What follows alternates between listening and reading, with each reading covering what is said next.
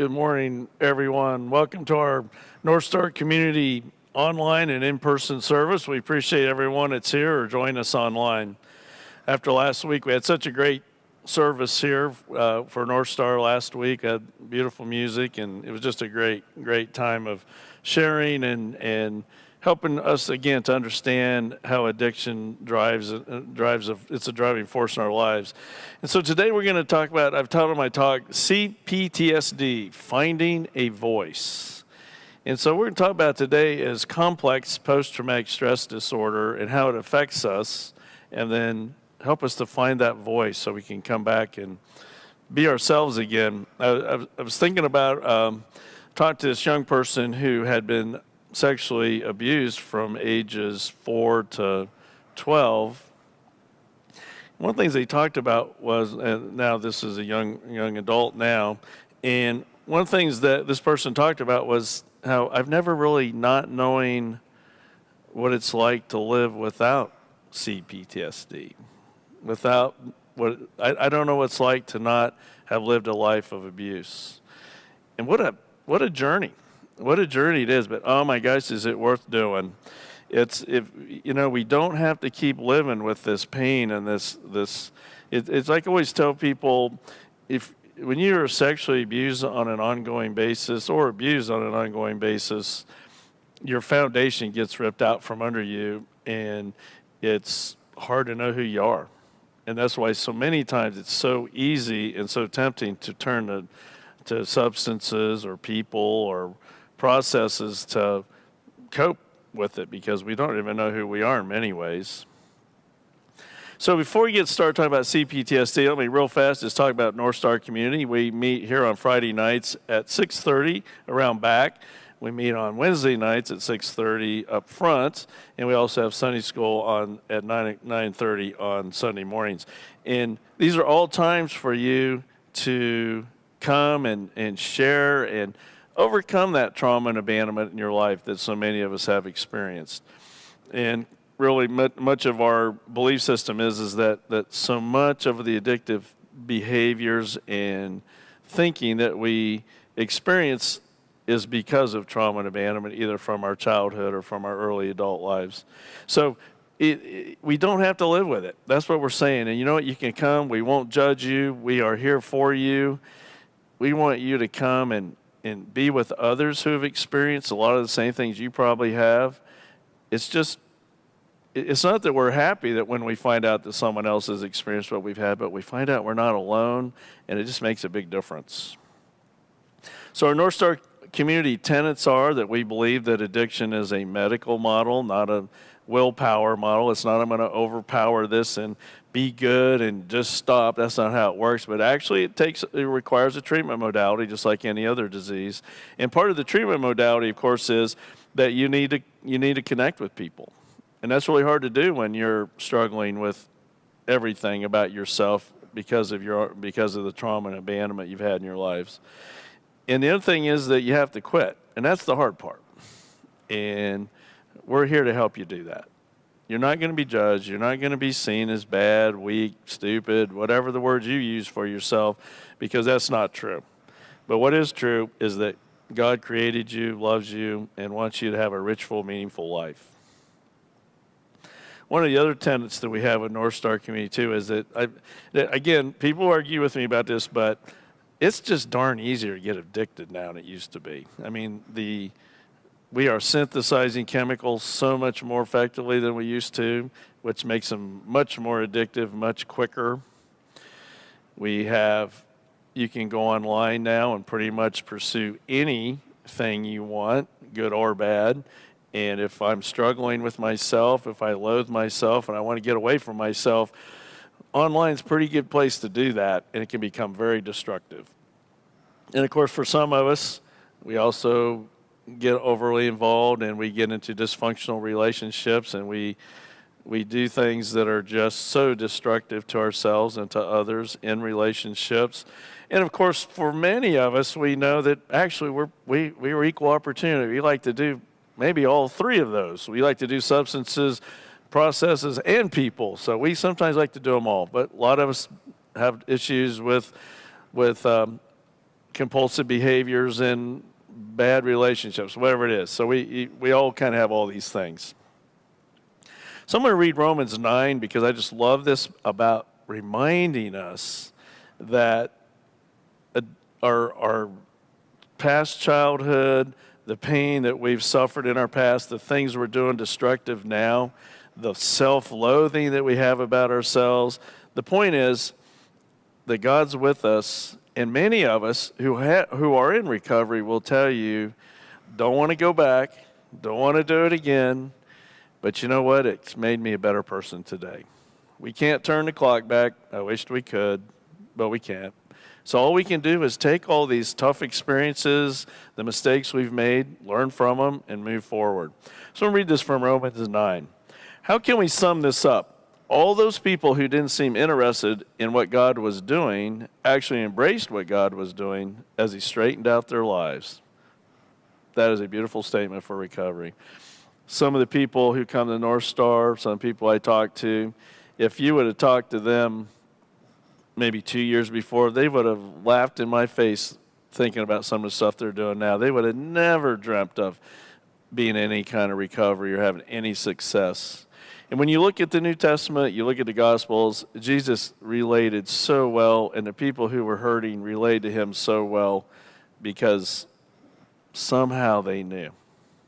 So, again, all those people who didn't seem interested in what God was doing actually embraced what God was doing as he straightened out their lives. And Israel, who seemed so interested in reading and talking about what God was doing, missed it. So a lot of us don't get it, who we think we are, and the ones who are really struggling, that's when we are most likely to get it.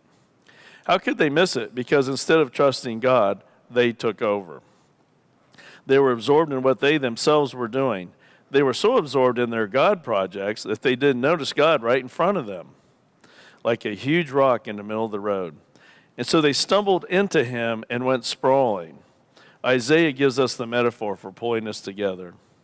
And this is God talking. Careful, I've put a huge stone on the road to Mount Zion, a stone you can't get around. But the stone is me. If you're looking for me, you'll find me on the way, not in the way. I think that's such a valuable and such a powerful scripture for us in recovery because we've got a lot of boulders in our road, and unfortunately, a lot of us, we've put them there because of our hurts and our habits and our hang-ups. But you know what? God knows. He knows what he's doing. He's created us. He loves us. All we got to do is turn to him, and so much of this takes care of itself. So when we talk about complex PTSD, the title I have on this slide here is It's Powerful and It's Overwhelming. That's a pretty good way to put it. CPTSD does so much to take away our self-identity. It creates in us a lifestyle of living a way to avoid our pain, to avoid the shame in our lives, to avoid this ongoing destruction in our lives. And so you have to understand the difference between complex PTSD is ongoing trauma that you can't get away from. PTSD by itself is usually a one-time event that you couldn't get away from. But CPTSD is ongoing and unable to get away from. And that's why it's so hard. As you can imagine, if it takes a while to get complex PTSD, it takes a while to overcome complex PTSD. So the problem is our need is so powerful, we sanction or preserve the ability to live in our hurts, habits, and aims. So we work very hard to keep us there. One of the things, and one of the problems we got in America, I'm sure all over the world, but in America I can speak to that, is that we tend to underestimate the power of trauma and abandonment.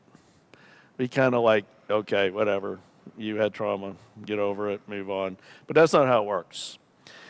Again, I just think it illustrates, I guess it probably tells you a little bit about how old I am, but I find it amazing that when I first started working and going to graduate school pursuing my master's in psychology, I was working for a mental health center. The term PTSD was not even there. There wasn't even such a term. Post-traumatic stress disorder became a term in 1984. I remember going to some training in 1982, and they were saying, we're starting to see some patterns with our Vietnam veterans. They're really having a hard time. And we're seeing patterns. And we go, you think?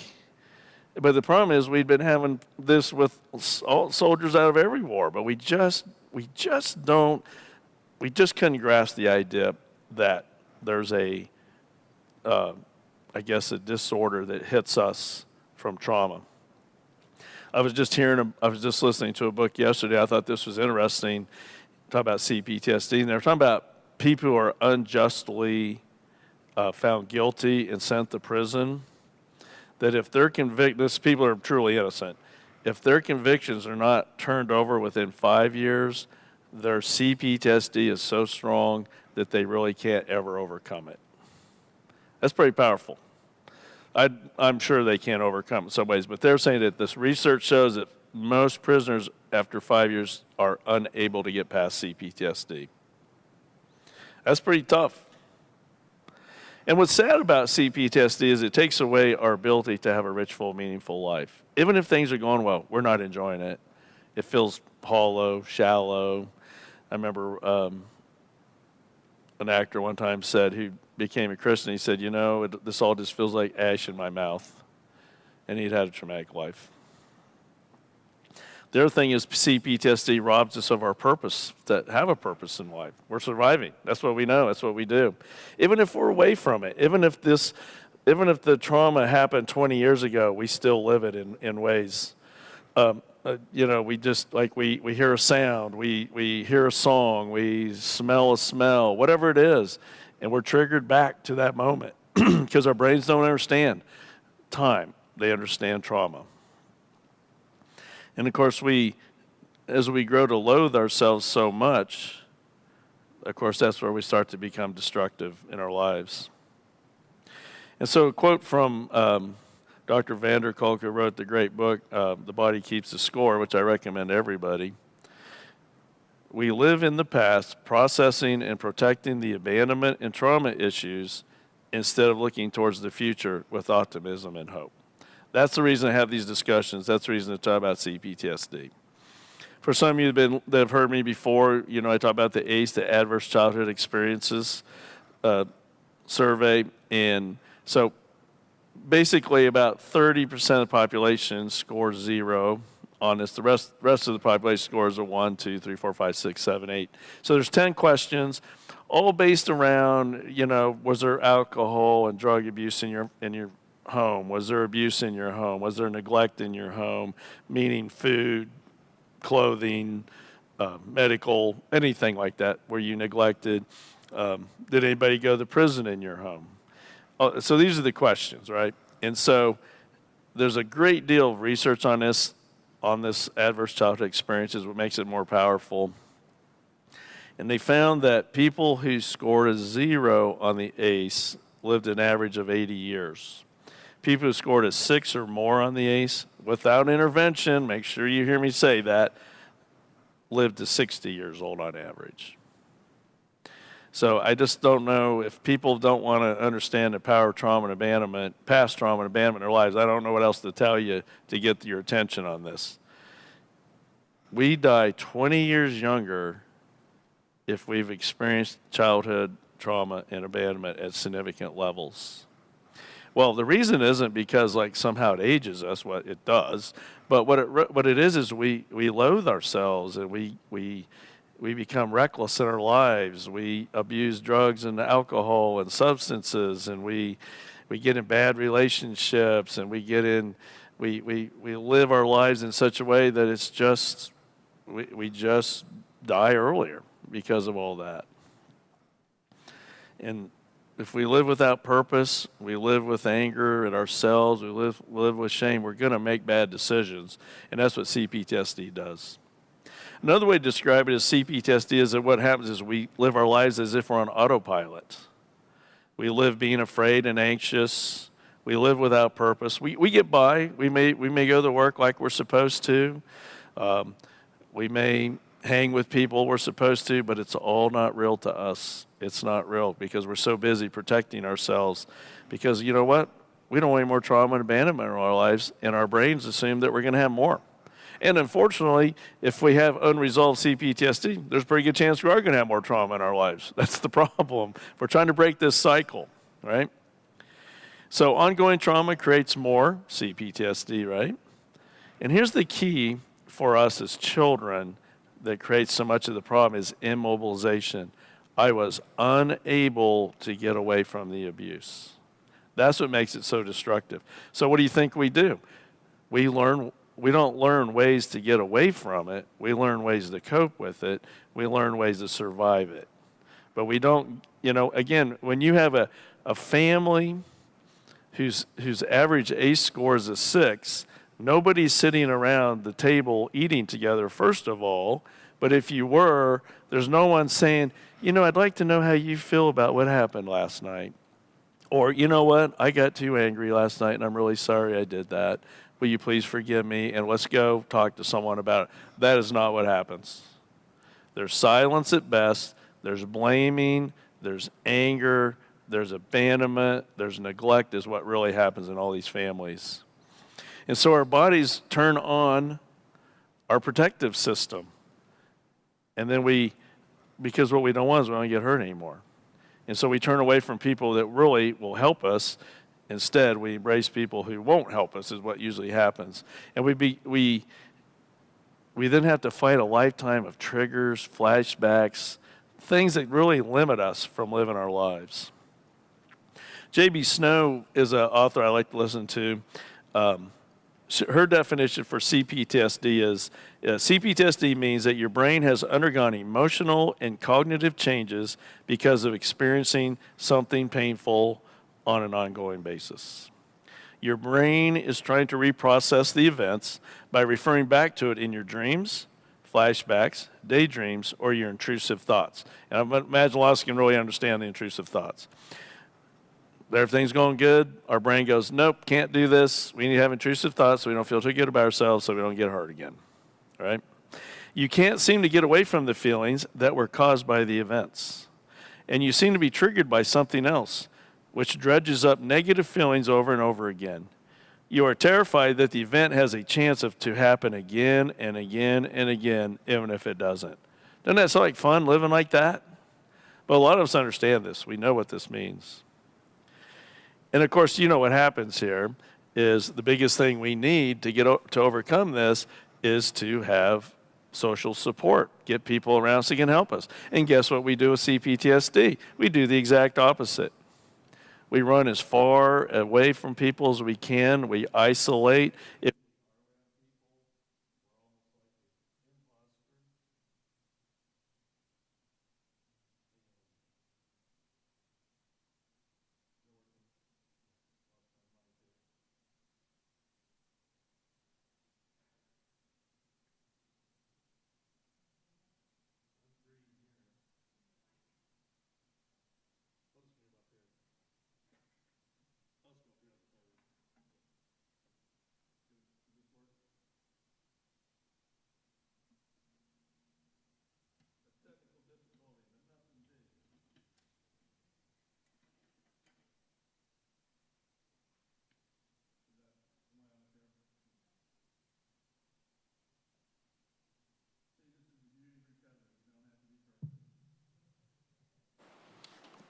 I'll use this. There, I'm good. I'm back on now, right? Yep, good. So what I was talking about was, for the thing that we really need is to turn to people to help us deal with this and to talk about it and understand we're not alone, as we were talking about earlier. But that's not what we do. We isolate, we hate ourselves, we judge others to keep people away. Sometimes we talk about the porcupine index. And as we send those quills out, right, to keep people away from us. And so a lot of times with our porcupine defense, what we're doing is we let people know our names, and we smile at them, we even let them, know something about us, but they're not gonna really know us because that's too threatening. So the problem is, as you might guess, complex PTSD is, well, like they say, complex. It's hard to overcome. This is a tough one to overcome. And so it varies greatly with person to person. It varies greatly with how sensitive we are. And you may have heard me talk about this before, but in so many cases, what I see with addicts is for many of us, we are caring and sensitive people who have been harmed. So the good stuff about us, being caring and sensitive, became a liability to us because of our trauma. And I want people to always hear that. That's a part of that non-judgmental part we have. You are not so bad. You're not so bad. And if you can just remember that, maybe you can recover. And because, like, always make sure people hear, when you have PTSD or CPTSD, the point is, only good people get that. If you're a sociopath, you don't care. You care least about other people and how they feel and how you've harmed them. Doesn't matter. But because you do care, because you care about connection, that's why you're probably using drugs or compulsive behaviors or in your 33rd bad relationship, is because you're sensitive and you care and you do want to be loved. You do want connection. And the problem with CPTSD too is it creates we talk about purpose in life. This creates a misguided purpose for our lives. Think about living your life surviving. I always tell people, think about your brain as a riverbed. And on this side, you have survival, live through, get by this day, live and make sure we live. Or over here, we got happiness and joy. Which one do you think your brain's going to always defer to? It is not happy and joy. It's always going to go survival.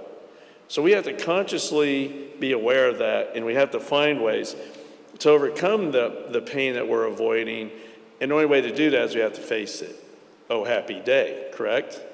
It's so much fun. But if we can do that, and the only way we can do that, our treatment modality is, again, to be with other people, we can actually start to glimpse a brighter and better future. And like Gerald May, he was a psychiatrist who was a Christian, wrote some great books on addiction, and he talks about the true delusion that we see ourselves with low self-esteem. And it's really true if you think about it. God, if we believe that God created us, it's kind of hard to believe that we are as bad and as flawed as we say we are. This doesn't make a bit of sense. But it certainly does when we've experienced abuse or whatever ongoing throughout our childhood.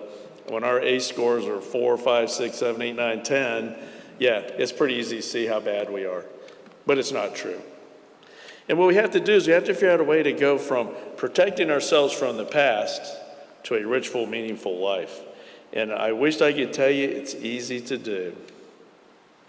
So you may be saying to yourself, well, do I have CPTSD? Well, like I said, you can find the ACE score anywhere online. You can find it's easy. It takes about 3 minutes if you don't think too much about it, right? We do have jokes about people taking the ACE score and they're going, well, now what's your definition of often, right? I'm always going, if you have to ask the question, put a 1 there, will you? Because, yeah, it happened a lot. So here's some symptoms. Lack of sleep and rest. You're not able to sleep. You have physical and mental fatigue. You can't handle changes in your lives. You're anxious around a lot of people. That one I see a lot with CPTSD is a lot of people start getting around you, you just start getting agitated. It's just hard. That's a lot of defenses to put up, right? When you got people around you. You're constantly worried about what others are thinking about you. You have a hard time controlling your emotions. You're hypervigilant and hypersensitive in actions of others. And I would guess to say negative on that. If people come in and you're agitated with CPTSD and you're protecting yourself and someone comes in and is nice to you, your first thought isn't, wow, they're being really nice. They're going, what do they want from me? How are they going to harm me, right? It's a hard way to go. We over or we underfunction in relationships. I see them both ways. I see some people who overfunction and they believe that they're just going to love that person to health and everything's going to be great. And because I'm just going to give up everything so they'll be happy. Doesn't work, right? Plus, if there was someone who wants them to do that, that would tell you how unhealthy they are. But you also see people we have this thing called alexithymia, where people just cannot articulate how they feel. They can't even identify how they feel. Can you imagine what a bleak, wonderful that relationship that is, right? So I see it both ways. How about this? We're easily triggered by many things. And this thing called body armoring. This is the one that I always love to ask people about. It always tells me a lot about where they're at. So let's say you go to a chiropractor and they tell you, we're going to do some adjustments, we need you to relax. And you go, I am relaxed. And they go, wow, if that's relaxed. I had someone in my office one time give him a hard time about, he was a soldier, had a lot of PTSD stuff. And I said, I could stand on your shoulders and you wouldn't even notice me. That's how tense you are. So where body armor means our muscles are tense and we're bracing for the next bad thing to happen. How's that for a nice, easy way to live? Doesn't it sound fun, CPTSD? Don't you wish we all could just have this wonderful thing? But I'm guessing if you're listening to this, you probably already have it. And of course, there's another wonderful thing that we do is it's called trauma bonding. We go out and we find other people in trauma, and then we bond to them. And it works so well, right? Particularly when all the people in that aforementioned relationship, nobody's worked on this. Yeah, it can be real fun. So there's lots of other things, but those are the biggies. It's chronic stress, chronic anxiety, chronic body armoring, all those things. We live with what we would call chronic morbid expectations. I fear the future. I fear what other people are going to do to harm me. And I am expecting bad things to happen. How's that sound for fun? But you know what? When you're in survival mode, that's what you're going to do. Our brains are so focused on processing the trauma, we really don't have time to think about what we're doing right now. And we certainly don't, we certainly, with CPTSD, we quit living in the moment because we're so focused on the past. Or we're focused on the morbid, wonderful future coming, right? Expecting everything bad to go. Wrong. We constantly worry about what will happen. And of course, we constantly beat ourselves up for everything. I think it'd probably also be safe to say for us with CPTSD, we tend to worry a lot, right? None of you know that one either, right? But the point here is CPTSD is powerful, it's overwhelming, and it drives our lives. It's a driving force in our life. And the thing with it is, it's hard to stop. It gives us lots of feelings of hopelessness and helplessness. We get trapped in the what ifs and whys and why did this happen to me and God loved me, why blah, blah, blah. But I hope that we're hearing now, God was the rock in the middle of the road. We can look at this a different way in recovery and start seeing that we now have more empathy for others. We have more understanding for others. We don't have to live in the past. We don't have to live protecting ourselves. We can actually start feeling again. I mean, there's lots of things we can do. So how do you stop CPTSD? The first and foremost thing is you have to become aware of it. You have to realize you're doing it. Again, if you need something to help you understand it, take the ACE. If you scored anything 3 or above, you probably have some of this. And then you have to do something about it. You have to take the risk to call somebody that knows something about this, a therapist or someone like that. Get yourself into a support group that understands it. And I'll tell you again, at NorthStar, we absolutely understand it. I always do my count every day, every Friday night. We had 30 there on Friday. Of those 30, 19 that I knew of had scored a 6 or above on the ACE, so you're in good company. That's what I'm trying to tell you. And the good news is we're starting, I think for a lot of us in there who have fought through CPTSD, who have become aware of what it does, I think for many of us, CPTSD is not near as powerful as it was. Still got ways to go, but at least we're catching glimpses. And so I wrote these down, 12 things we need more of for us. Got this from an article too. So the first one is we need community. You cannot overcome CPTSD by yourself. you need community. The second one is you need to have some semblance of a belief in a loving God. We've talked a lot about the parable about the workers and God and the workers. And the point is, the thief on the cross gave his life over to Jesus within probably an hour of dying. And he was every bit as saved, every bit as in the presence of God now as the disciples were, who gave up everything for years to be with God. They're both there. So don't let shame and past mistakes keep you from turning your life and will over to God. He's here, he loves you, he's ready for you. We have to live with gratitude. Even we have to look at the stuff in our past and look at it with some form of gratitude. Hard to do. We need to have empathy for ourselves and others. So these are things we need more of. We need more generosity, meaning that CPTSD, we can hide from ourselves and everyone else. It helps to get out and get around other people. Education, we need to always see ourselves in lifelong learning, understanding the stuff that's happened in our lives, put it in perspective and move on. Dream a little bit. We don't have to always think about everything bad that's going to happen to us.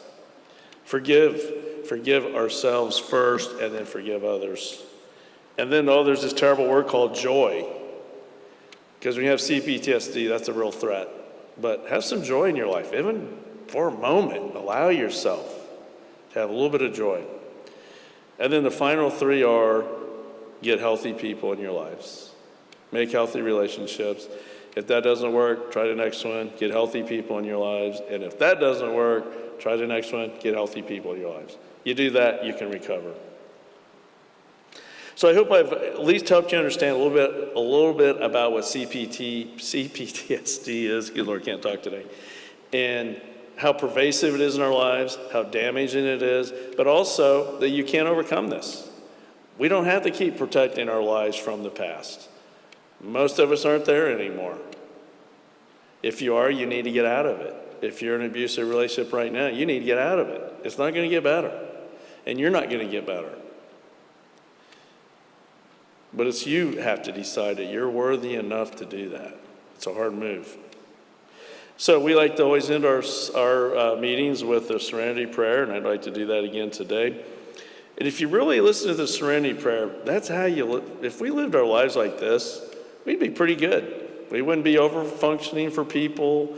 We wouldn't be hating ourselves. We wouldn't be shocked when bad things happen. And we also wouldn't be shocked when good things happen. Because we kind of fight that in with us in recovery. But let's go ahead and close with prayer of serenity. God, grant me the serenity to accept the things I cannot change, courage to change the things I can, and wisdom to know the difference. Living one day at a time, enjoying one moment at a time, accepting hardships as a pathway to peace. Taking, as Jesus did, the sinful world as it is, not as I would have it.